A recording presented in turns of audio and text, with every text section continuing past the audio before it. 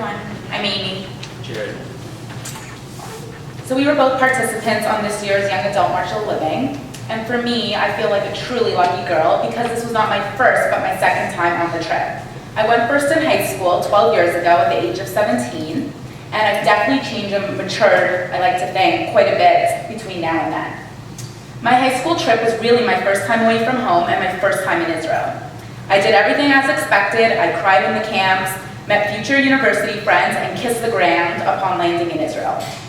This time around was a different experience. I moved to Toronto 6 years ago, but never quite felt integrated in the community here.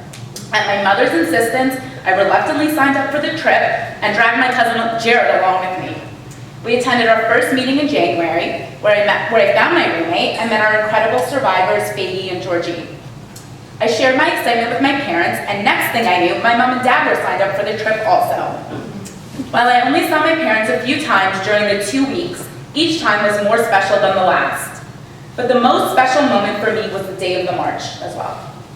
As my bus was getting ready to leave, I spotted my dad and immediately ran to him and hugged him as if I hadn't seen him in years and would never see him again. Why is that fair? Why was I lucky enough to know that we would all walk in and out of Auschwitz alive and well? How come I was fortunate enough to know this wasn't my last hug? Why didn't my mom have to make the choiceless choices that so many others had to make?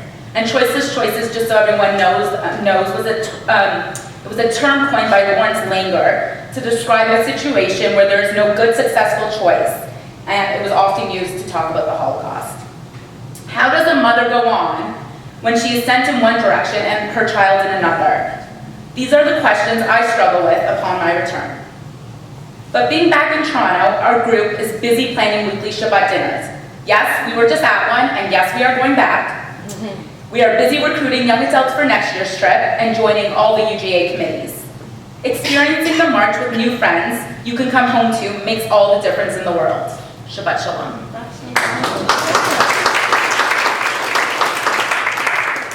Just to start, she dragged me there, and I'm very happy that she did that. It was more she pushed me to go.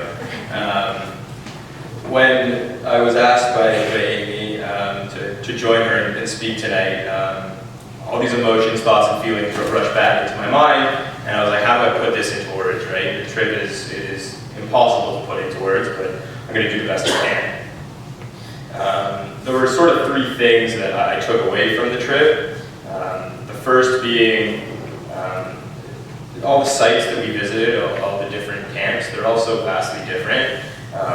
And personally, I never felt like I had a personal connection with the Holocaust because my grandparents weren't traditional survivors in any sense.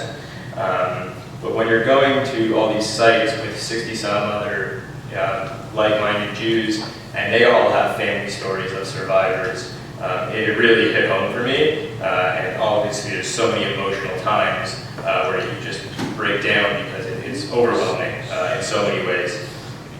I grew up actually in a very small town called Pembroke, Ontario, and there wasn't much of a Jewish community there. But I grew up conservative, and we did celebrate the high holidays and Shabbat and all that. And one of the things that I found getting older, going to university, moving away from home, is I sort of got disconnected with a lot of those rituals. And that was one thing that I took away from this trip, was reconnecting with that. Like we just said, we just came from a Shabbat that if I wasn't on this trip, I wouldn't have been on it.